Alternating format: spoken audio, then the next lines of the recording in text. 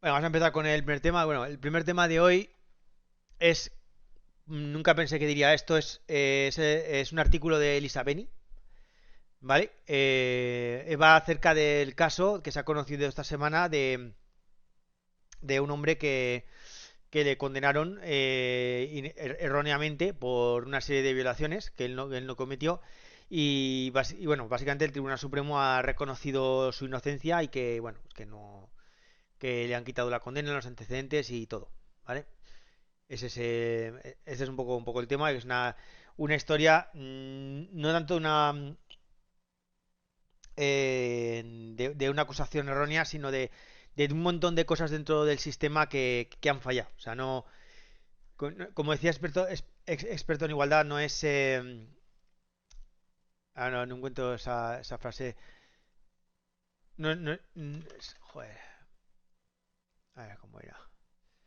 No es un error puntual, es el sistema. Entonces, bueno, mm, dice Elisa Beni. No fue un error judicial, fue una concatenación aberrante de malas praxis y una muestra que aterroriza de cómo el sistema está plagado de prejuicios, de dejadez, de rutinas y hasta de corporativismo y encubrimientos.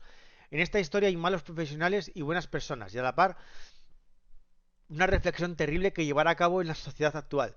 Cuidado con lo que pides porque te lo pueden dar y a veces con consecuencias dramáticas.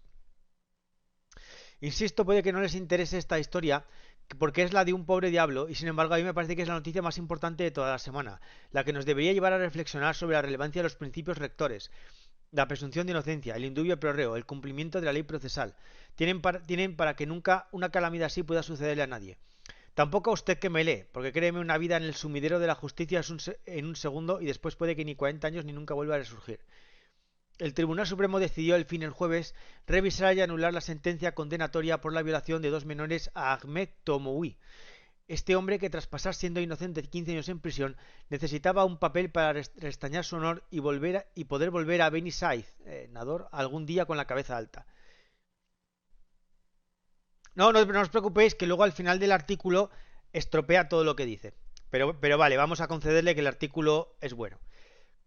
La libertad importa, pero el restablecimiento del honor de la inocencia es tanto más importante.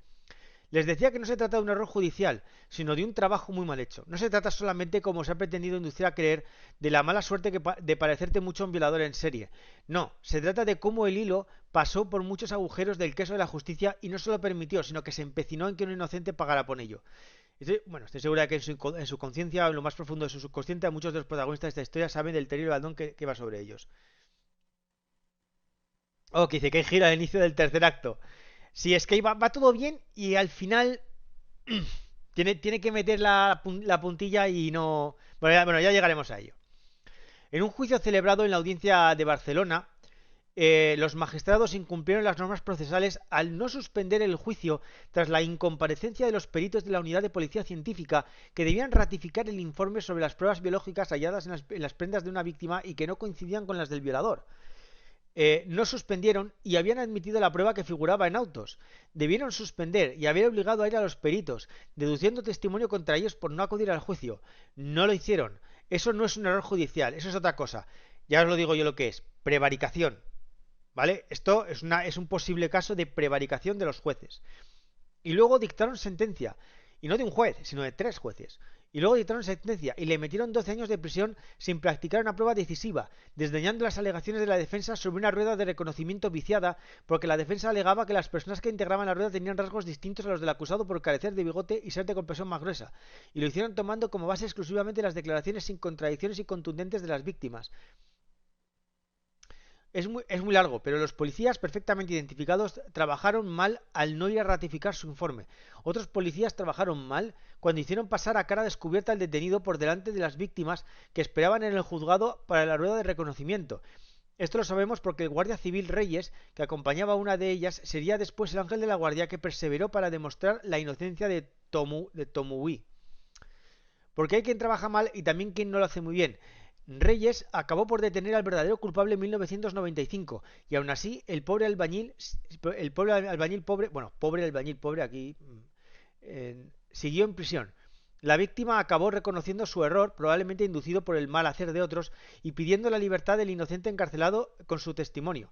O sea, cuando dice que la víctima acabó reconociendo su error, dice que la chica acabó reconociendo, en una entrevista acabó reconociendo el error en la identificación de este hombre en la rueda de reconocimiento.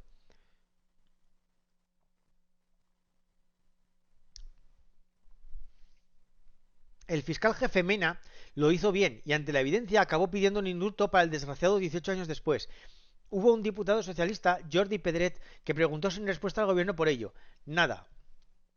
El gobierno de Aznar no contestó y el de Zapatero lo denegó. No se entiende. Para no indultar a un condenado por violación, para no poner a Robles a los pies de los caballos, los condenados no querían un indulto. Querían que se les determinara inocentes, porque lo eran. En junio de 2000, en el Tribunal Supremo, Martín Pallín, Conde Pumpido y Luis Román Puerta rechazaron una revisión de la condena porque han aparecido algunos hechos o elementos de prueba que podrían hacer surgir dudas y sombras sobre la participación del recurrente, pero esos elementos probatorios solo sirven para introducir incertidumbres. ¿Por qué este empecinamiento? ¿Por qué algunos de los jueces que firmaron esta sentencia muchos años después en Barcelona seguían empeñados en que habían hecho bien? ¿Estaba el sistema protegiendo a los suyos al no determinar que habían trabajado mal, que no habían hecho lo que procesalmente debían, que vulneraron el principio de defensa, el derecho de defensa y no aplicaron el indubio pro reo? ¿Estaban evitando también que se escribiera una columna como esta? Este jueves el Supremo ha decidido revisar y anular esta sentencia, no sin que la Fiscalía informara el año pasado de nuevo en contra de que así se hiciera. Sostenella y no enmendalla. El cambio de dirección del informe lo firmó finalmente hace un par de meses Javier Zaragoza. La perseverancia de la abogada Celia Carbonell ha conseguido finalmente que, contra viento y marea, Ahmed tenga este reconocimiento de su inocencia que tan importante era para él, su mujer y sus hijos, que debería serlo para todos nosotros. Para Mounib es demasiado tarde. Sobre la fórmula de Blackstone se asienta todo el derecho penal moderno. Es mejor 10 personas culpables que escapen a que un inocente sufra. Métanselo en la mollera cuando justicien y exijan sentencias ejemplares y se quejen de esta ley tan garantista. Métanselo en la mollera porque todo el sistema bascula sobre el principio de que esta no puede pasarse a ustedes ni a Tomoín ni a Munib. Y ya ven cómo les fue. Cada paso del procedimiento tiene un sentido. Cada paso que se incumple o pisotea nos acerca a un desenlace fatal. No los aplaudan ni mucho menos los exijan. No den por sentado que todo está hecho desde una detención policial. Y ahora viene cuando Elisa Beni mete la puntilla. Creer a las víctimas está muy bien. Yo lo hago. Pero para enviar a un hombre a la cárcel durante media vida hace falta asegurarse de que no se cometen errores terribles. Joder. Dios. Pero si precisamente uno de los motivos por el que metieron a este hombre en la cárcel fue por creer a la víctima. Por esa identificación... de la rueda en la rueda de reconocimiento. Joder. Y dice, esa es la base del sistema y no se puede sustituir por ningún eslogan. No me gustaría estar en el pellejo de ninguno de los que dejaron pasar por su lado la injusticia y la dejaron seguir su horrendo camino. Es algo que no te puede abandonar nunca, ellos mejor de nadie deben saberlo. O sea, dice, no hay que sustituirlo por ningún eslogan. Hashtag, y acto seguido, hashtag, yo sí te creo, hermana. En fin. O sea, lástima de la rúbrica final que pone Elisa Beni. Lástima de la rúbrica final, pero iba muy bien. He escogido este artículo porque es el que mejor detalla los fallos judiciales, los fallos procesales que ha habido en este lamentable caso.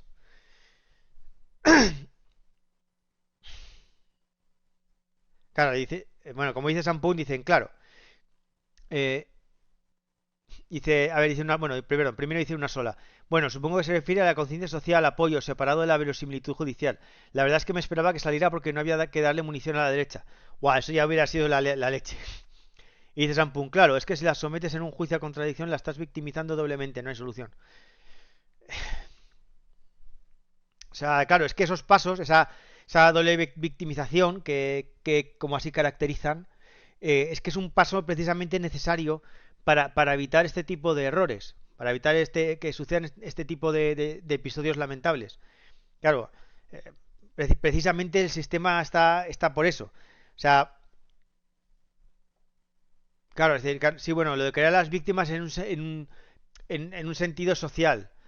Claro, el problema está de ese sentido social es que como dice Guadalupe Sánchez, la presunción de inocencia también tiene una dimensión social.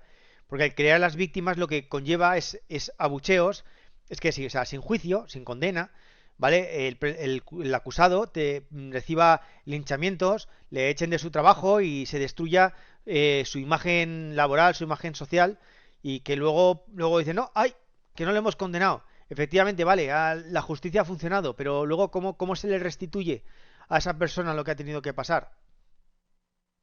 ¿Sabes?